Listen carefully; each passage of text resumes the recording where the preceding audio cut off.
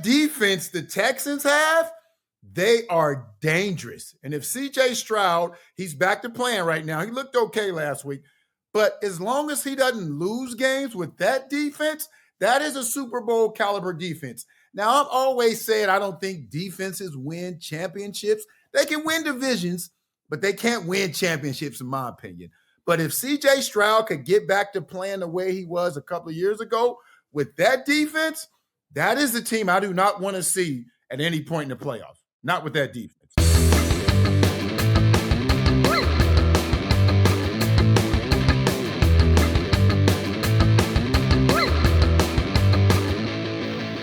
Well, this is wild. It's already December football, and even crazier, the two top teams in the NFL by conference right now, the Chicago Bears and the New England Patriots. This is Flutie versus Stegall, your weekly NFL picks and analysis show. As always, we are powered by BODOG. That is Doug Flutie. That is Milt Stegall. I'm your host, Arash Madani. Guys, the Patriots and the Bears, it's not 1985. It's 2025. I don't even know what to say about this. The Patriots I've watched since the beginning of the season, they're just getting stronger and stronger and stronger. They made a lot of stupid mistakes early in the year, but I did not anticipate this. And the Chicago Bears, there's no way I anticipated Chicago, no. No way I thought Chicago would be in this position. I don't even think the Bears thought they would be in this position. I'm thinking they knew they would take some strides from what they did last year, but the fact that they're 9-3, they're going to have a winning record. When was the last time the Bears had a winning record? I think it's when you were playing there, Doug. So they're going to have a winning record. It's looking like they're going to make the playoffs. So good for these two teams, but especially good for the Bears because they've had some years where they've really struggled. You have Ben Johnson in the locker room on Thanksgiving, ripping his shirt off. The Bears are the 1 seed in the NFC with 24-year-old Caleb Williams. The Pats are the 1 seed with Drake May, who's only 23. Never before in the playoffs have the 2 1 seeds had a quarterback under the age of 25. I don't know if it's the apocalypse. I don't know what it is. This is Flutie versus Stegall. Please like and subscribe. You can find us on YouTube, Apple, and Spotify. We're thankful for all of you for making Flutie versus Stegall one of North America's fastest growing podcasts. Each week, the fellas drop their picks, and overall, they are doing well against the spread. We're also talking about NFL storylines and sharing locker room stories. Okay, so both of you went 2-1 last week, which means Milt is 24-12 on the season. Doug is 22-14. And fellas, it's going to get really real now with 5 weeks left in the regular season. I decided this is going to be the week that's going to make or break me. Milton put his picks in early. He has his Bengals, and they're actually playing my Bills. Yes. And so I couldn't resist. I'm like, okay, it's time. It's head-to-head. It's either close the gap or see you later, Milt. Way to go. Good luck. So it's going to be a make or break week. Yeah, that Bengals versus Bills is a very interesting game. And I think my Bengals are definitely going to cover. I think they're, a 5.5-point underdog. But they may slip into victory. And Joe Burrow against the Bengals, I mean, it's a small sample size, but he's 2-0. He's won once in the regular season and once in the playoffs. And I know he's playing against Josh Allen, who, in my opinion, is the best quarterback in the NFL.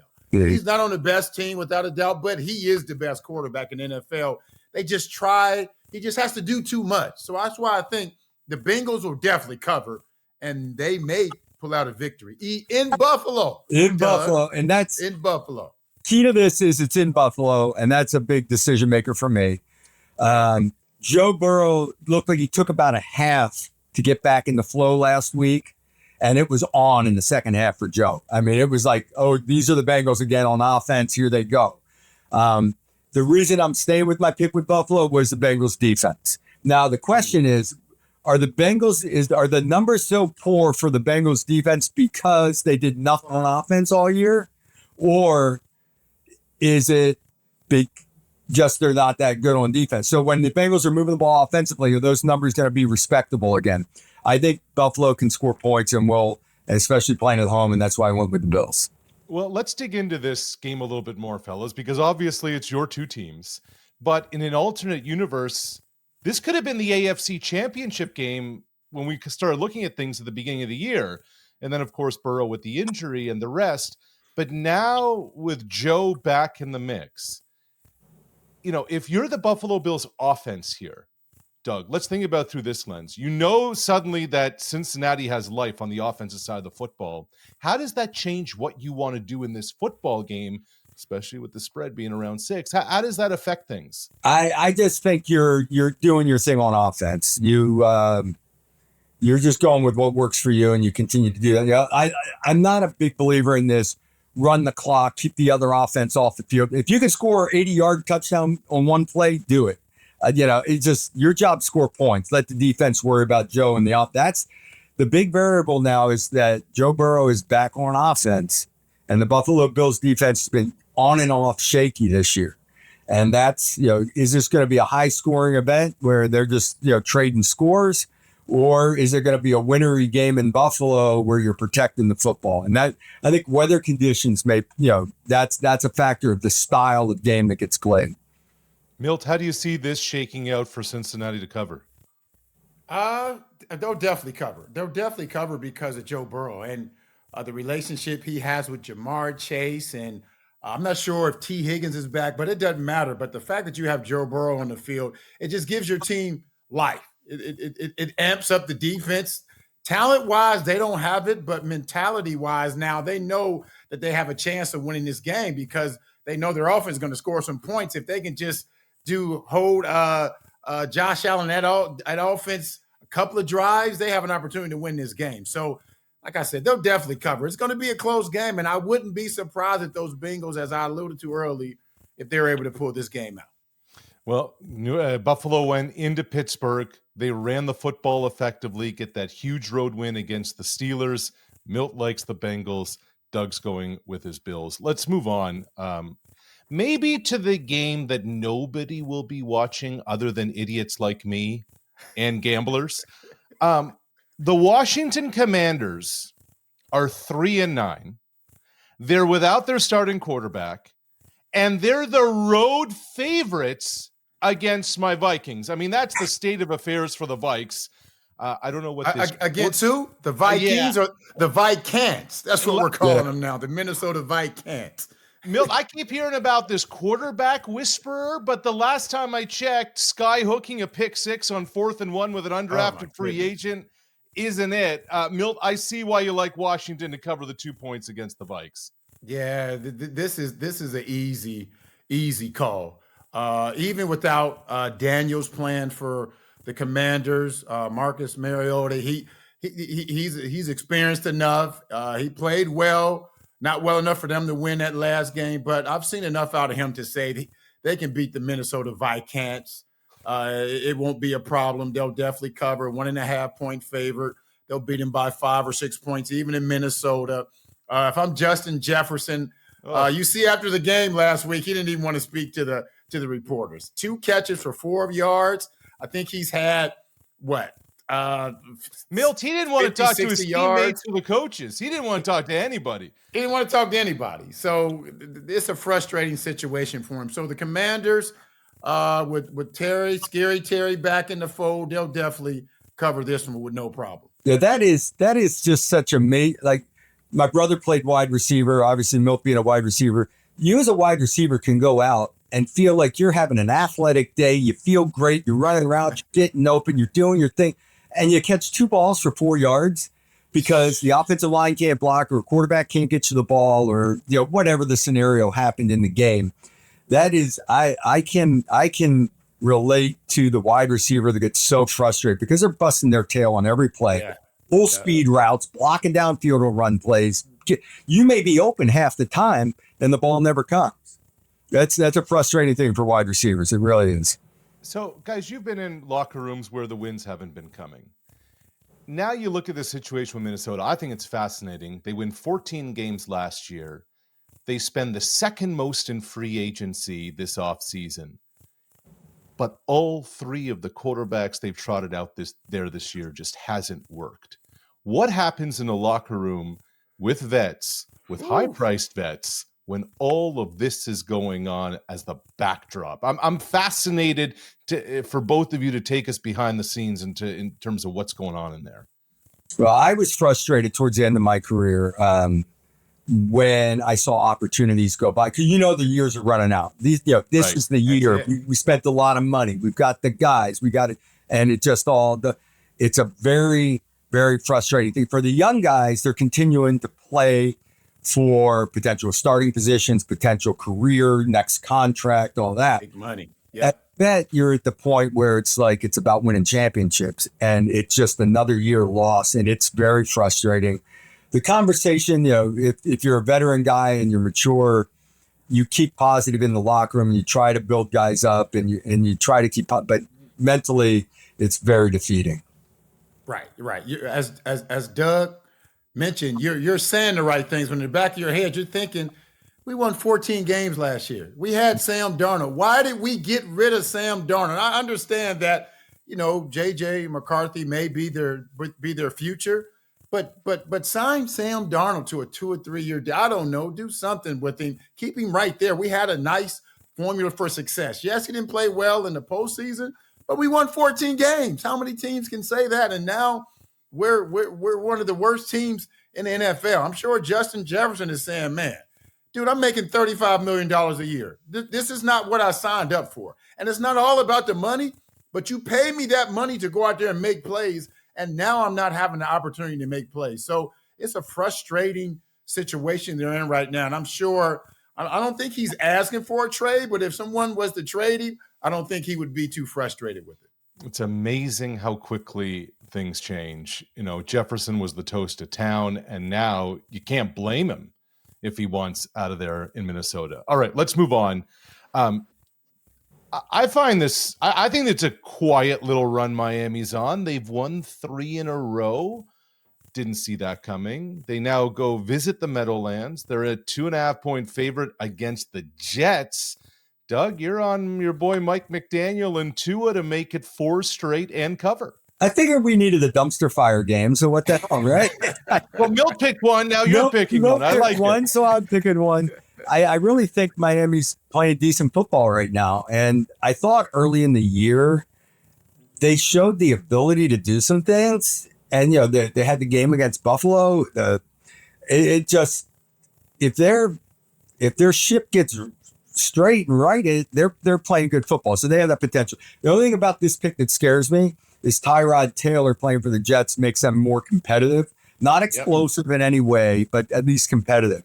But yeah, I feel Miami will get it done. How about this one? Milt, Chicago versus Green Bay. I mean, many think the Rams are the best team in the NFC. You can understand why. But as we talked about, the Bears have the number 1 seed, and there's still no respect for Chicago. None. As a 9-3 team, they go into Green Bay this week as a 6.5-point dog. And our guy is buying Caleb and company this week at Lambeau. Milt Stegall plus the points. Without a doubt. And I know those guys, or at least I hope they're not into gambling. They're not supposed to be, but I know they know that they're a underdog. And that's part of their motivation. I guarantee you. They're thinking like they're still not respecting us. We're 9-3. We're the number 1 seed in the NFC, and we're an underdog. So that's going to add some fire to the fuel, some fuel to the fire, whichever way it is. But Caleb Williams is playing well. They have the best offensive line in the NFL. They invested a lot, and it's paying off. They can run the ball, and their defense, it's been covered up because they've been forcing turnovers. But whatever it takes to win games, that's what they've been doing. Last year and previous years, they were finding ways to lose, but now they're finding ways to win. And the fact that they're a 6.5-point underdog, disrespectful, and it's not going to happen. They're definitely going to cover. Can they come away with a victory? That remains to be seen, but they'll definitely cover 6.5 points. Every time Milt starts talking about his picks, I'm like on the bandwagon. It's like sales job done. I'm in. Y'all, I'm all in with you, Milt. It's like, darn, I want to switch my pick. I want to go jump on the bandwagon with Milt. He finds his games with the point spreads, and then makes his point. And I'm like, shoot, I want to be on the Milt Stegall band. The conviction in which he speaks with, Doug, is just so strong.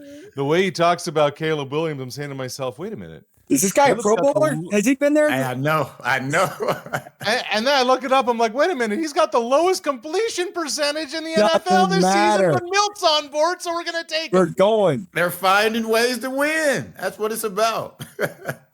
The team that didn't last week were those LA Rams. The first kind of wobble we saw from Matthew Stafford since the first month of the season.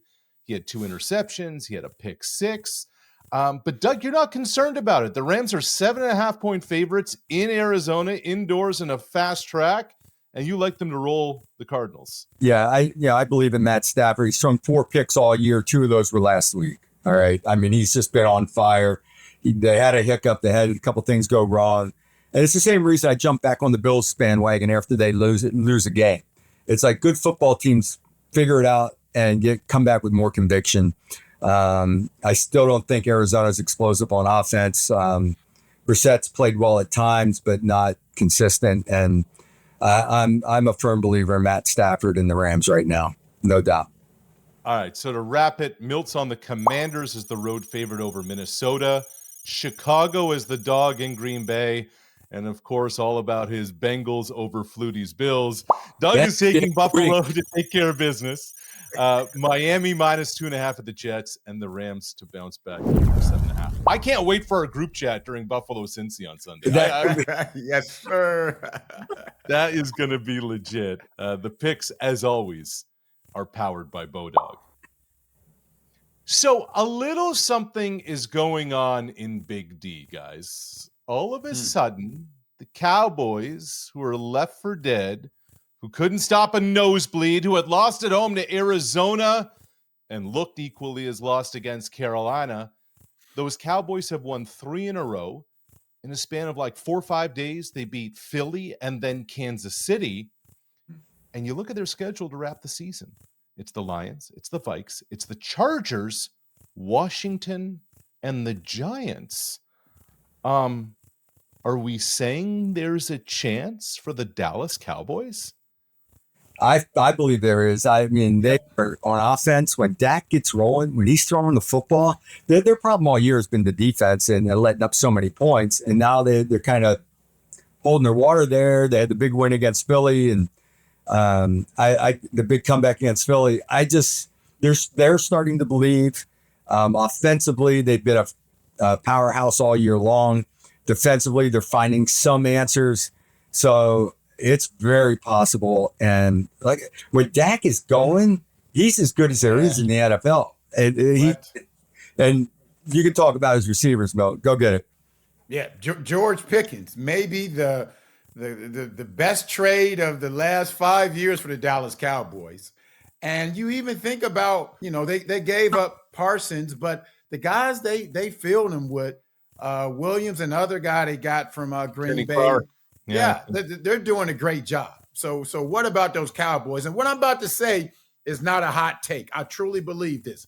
If the Cowboys are able to beat the Lions on Thursday and Philly loses to the Chargers on Monday, the Cowboys will be a half game behind Philly.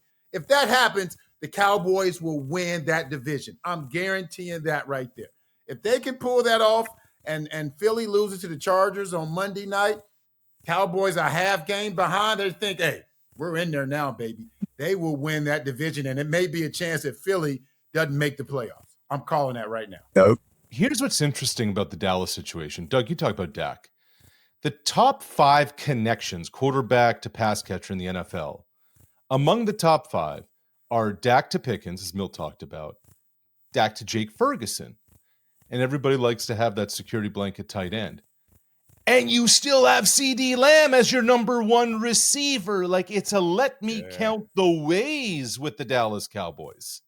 Yeah, he's not paying attention to who he's throwing to. He's just throwing to the open guy, and they're calling plays, and it doesn't matter. He's got weapons at his disposal. And like I said, when he's throwing the ball, it's pretty impressive. When it's coming off his hand right and he's putting the ball where he wants, it's really impressive to watch.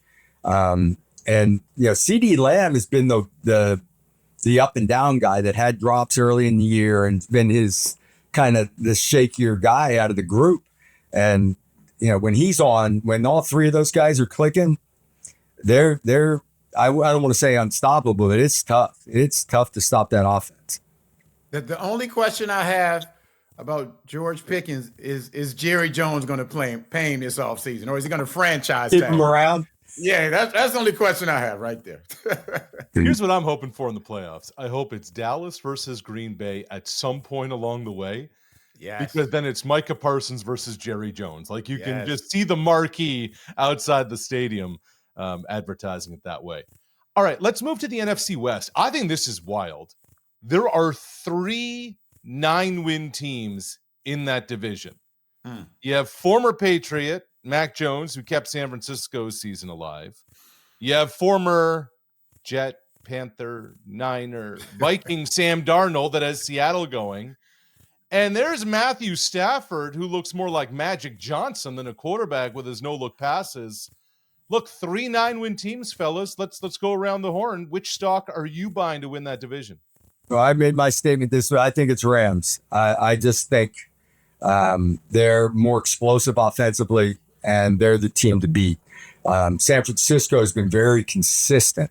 That's the thing. When I see San Francisco, I see a consistent, solid football team that's going to win close games.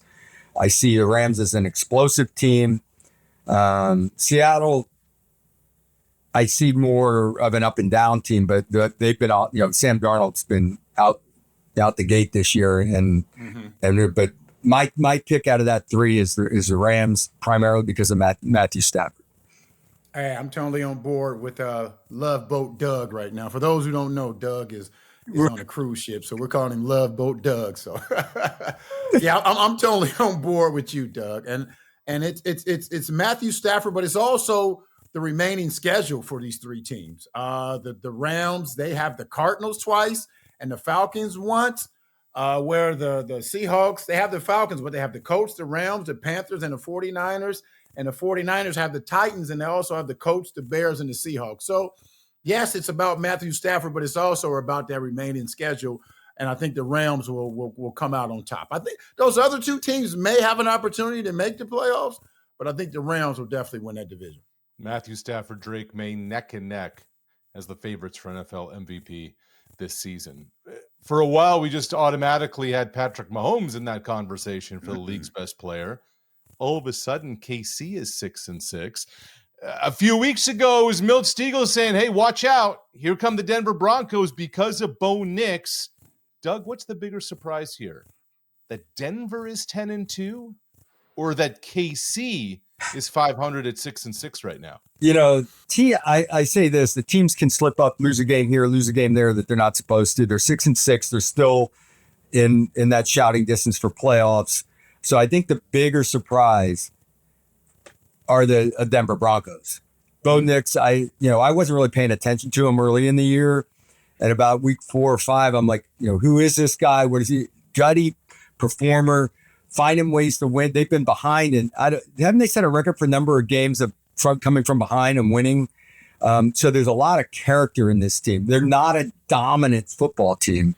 They're a tough, keep us in the game team, and we'll find a way to win, which, lending itself to winning 10 games that way is pretty darn impressive.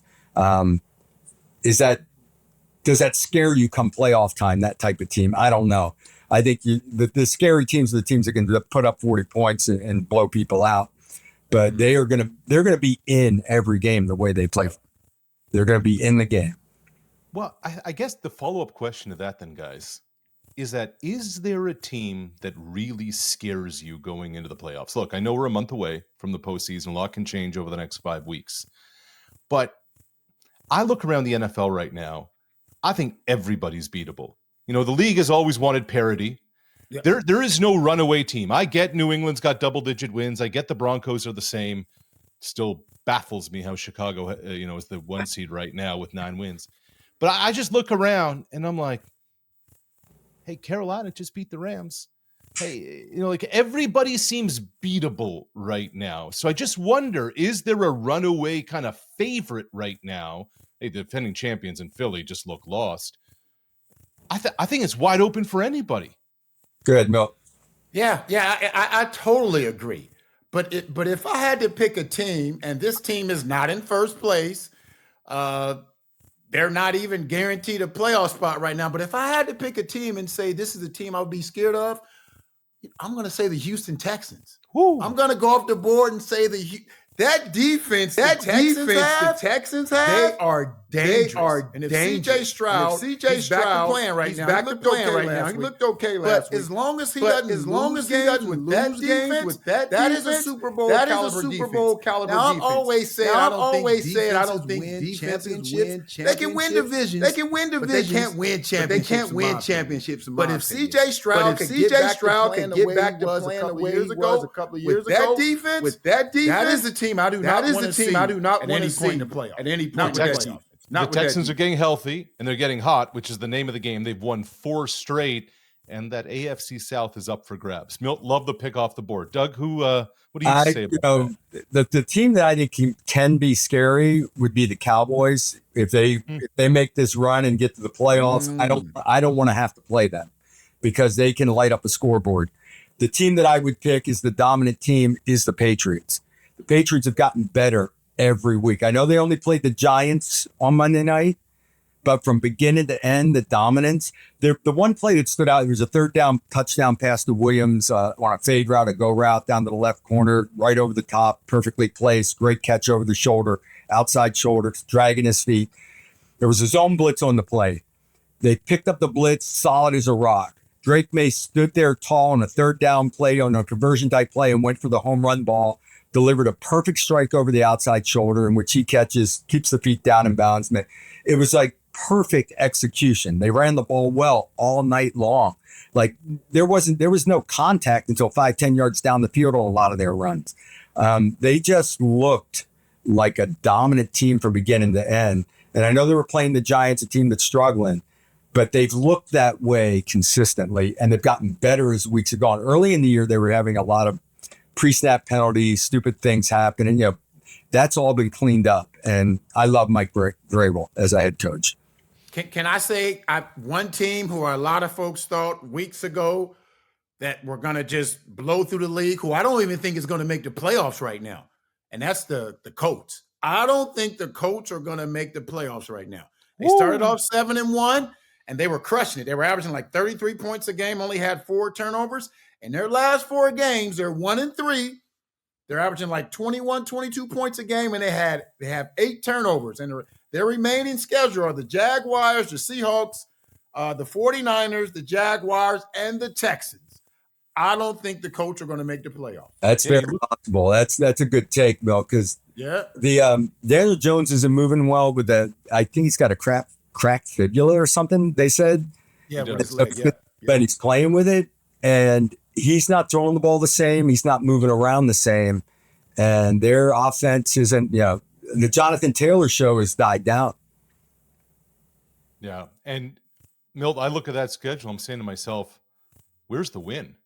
Where's the win? They're 8-4 right now. Where's the one? They're going to need 10 to get in. Where's 1, let alone 2, Doug? The other team that's playing well right now, Jacksonville's getting stronger. Yep. I was saying they were winning ugly earlier. They're playing better football now, and it's not as ugly. Let me put it that way. They're playing good football, so they're a little bit dangerous right now too. So I'm looking up futures on BODOG. Milt's pick of the Texans just to get to the Super Bowl, not to win it. To reach the Super Bowl, the Texans are paying 12-1. The Jags 14-1. Doug, those Dallas Cowboys 22-1. Really? In the NFC. They punched their ticket.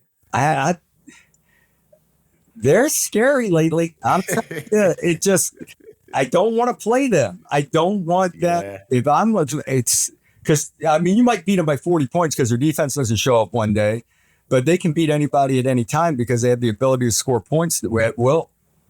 Yeah, it's intriguing. You have 3 9-win teams in the NFC West, but coming down the stretch, the AFC South may be the most compelling division in football. Jags red hot, winning 3 straight. Texans have won 4 in a row. Colts on the slide. That division is just up for grabs. And the worst division in the history of division in NFL is the AFC North. They should just eliminate that division. They don't deserve a playoff spot. That's the final word I have to say right there. You got Aaron Rodgers calling out receivers. You got the fans in Pittsburgh calling for Tomlin's head. It is messy all over the place. All right, let's sum up the picks again for this week. Both our guys, Stegall and Flutie, went 2-1 last week. But this week, Milt's on the Commanders as the road favorite by 2 over Minnesota. The Bears are an underdog at Lambeau Field. Milt likes Chicago. And, of course, he's all about his Bengals over Flutie's Bills. Doug is still rolling with Josh Allen and Buffalo. He's also taking Miami by 2.5 against the Jets. And he likes the Rams to bounce back and clear 7.5 in Arizona. The picks, as always, are powered by BODOG. All right, let's end with this. No, will a 500 team win that division? Will the winner of the AFC North, it may be under 500 that wins that division. Well, we need a winning record to win that division. Cleveland still has a chance to win, and they're 3-9. So it tells you how bad it is. Okay, go ahead. All right, so let's look into our crystal ball. It's a snowy, cold night in Buffalo. The Bills are either up 3 or down 3. The Bengals up 3 or down 3. The ball goes into the hands of one of the quarterbacks. Who do you want late in the game if you're down 3 or 4 points in the final minutes of the game? Do you want Joe Burrow at the controls to drive the field to win you the game? Or do you want Josh Allen to drive the field? And you know the weapons each. Well, Cincinnati has weapons. Buffalo has guys. Who do you want at the controls there? I want Josh because of the ability to move and run and put his shoulder down. He's rushing touchdowns, breaking the record. The aiding the runner thing's got to go in the NFL. If Josh is stopped on the 3-yard line, the offensive line just kept pushing him all the way. All that stuff's got to go. But I believe in Josh in those, especially nasty weather. It's an even bigger factor of Josh Allen being able to take off and run, doing things on the move. The only reason I'm not choosing Josh, who I think is the best quarterback in the NFL, maybe the best player, but the only reason I'm not choosing him because of his weapons. Joe Burrow, regardless of Higgins, Jamar Chase is the best receiver in the NFL.